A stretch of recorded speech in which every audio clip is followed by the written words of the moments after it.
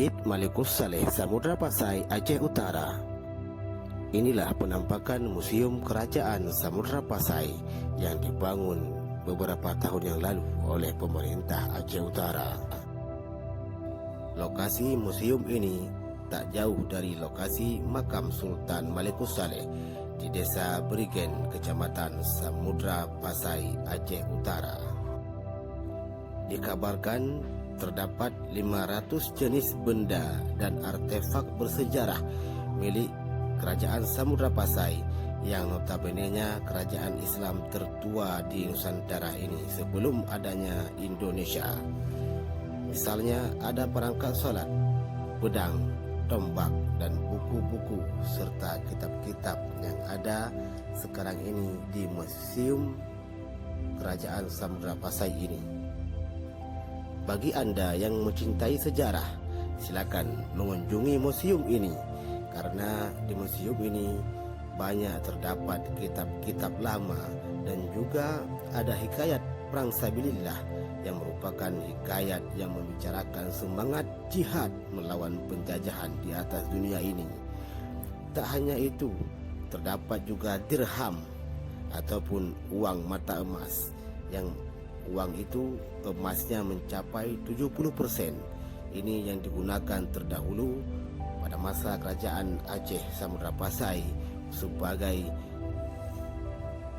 alat pembayaran pada masa itu. Sebenarnya masih banyak benda peninggalan Samudra Pasai yang belum ditempatkan di museum ini. Sebut saja lonceng Cakradonya yang punya sejarah lantaran hadiah dari Laksmana Cheng-ho. Meski lonceng Cakradonya itu sudah jadi milik kerajaan Aceh Darussalam, saat itu kebijakan Sultan Iskandar Muda membuat benda sejarah lonceng tersebut ditempatkan di atas kapal perang Aceh.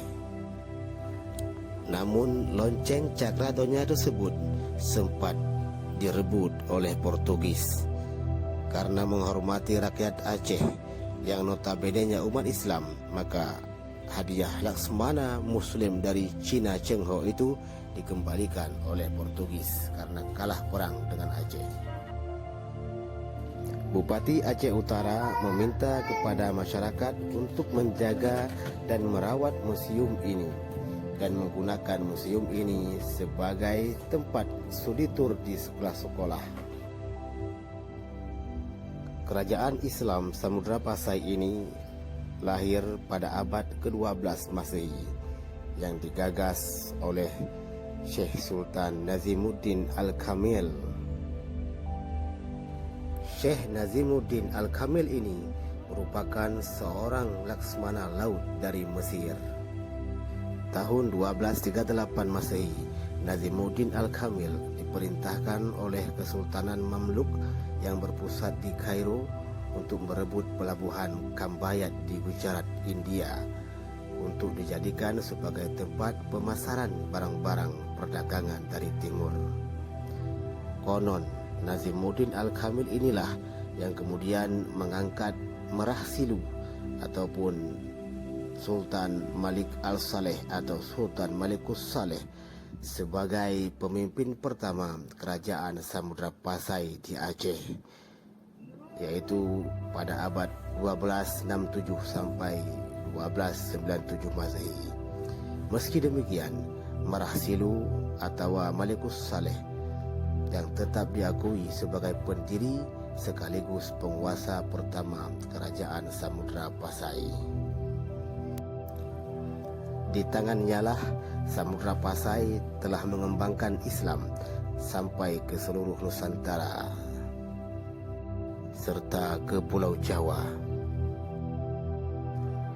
Samudra Pasai terletak di pesisir utara Sumatera dekat Lok Semawe, Aceh, tak jauh dari Selat Malaka. Peranan beberapa bandar utama di Sumatera abad 7 sampai abad 16 Masehi dalam jalur sutra melalui lautan terhimpun dalam Selat Malaka adalah jalur perdagangan ke Persia, ke Arab, India dan China. Dari kondisi itulah Samudra Pasai memenuhi kebutuhan ekonomi dengan menjadi pusat dagang. Banyak saudagar dari berbagai negeri, baik di wilayah Nusantara maupun bangsa-bangsa asing yang singgah untuk berniaga di Sumatera, Aceh, Samudra Pasai ini. Inilah sekelumit kisah kerajaan Samudra Pasai ataupun kerajaan Malikus Saleh yang ada di Aceh Utara saat ini. Terima kasih atas segala perhatian. Wassalamualaikum warahmatullahi wabarakatuh.